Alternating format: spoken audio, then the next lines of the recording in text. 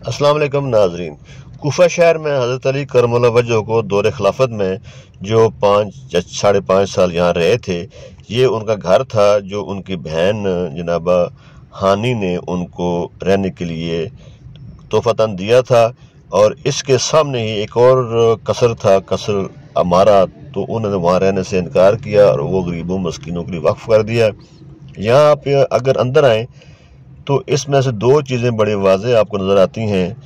एक तो हज़रत अली करमुल्लाह वजह की वो जगह जहाँ उनको 19 रमज़ान अल मुबारक में सर पर ज़रबत मारने के बाद शहीद किया गया, तो उनको इस जगह पर लाया गया, या उनके घर की असल जगह थी। यहाँ पर उन्हें गुस्ल दिया गया और उनको कफन दिया गया। इसके बाद जब कहते हैं कि हज़रत अली करमुल्लाह वजह की शहादत पर एक कोफा में कुरान मच गया था, तो तमाम लोगों को सब्र तहम्मुल की तलकीन करके हज़रत इमाम हसन और इमाम हुसैन अलैहिस्सलाम ने उनको यहाँ पर बाकायदा तौर पर कफन दिया और नहलाया।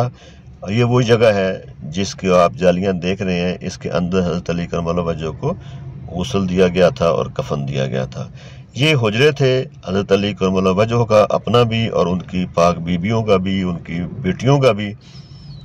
इसके साथ एक कुआं था जो इसी घर के अंदर था, जिससे पाक बीबियां इसी घर के अंदर ही पानी लिया करती थीं। अब भी लोग इस पानी को मुतबर्रक समझते हैं और इसे शिफा के लिए इस्तेमाल करते हैं, यहाँ से तोहफतन भी लेकर जाते हैं। ये कुआं है, उसकी आज तक देखभाल की जा रही है। ये जो पत्थर लगे हुए हैं, ये एक छोटा कुआं था जो इस घर के अंदर ही था।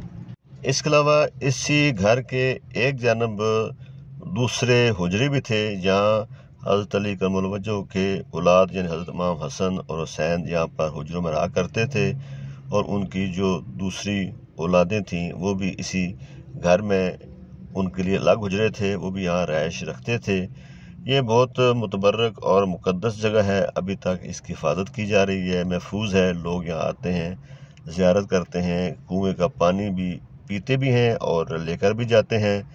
और जो जुल्म हज़रत अली और उनके औलाद पर बाद में भी जारी हुआ, उसको भी यहाँ पर याद करते हैं, आउज़ारी करते हैं, क्योंकि ये अहले बैत पर जुल्म की इंतहा थी जो उस वक्त यजीदी ताकतों ने जारी रखी।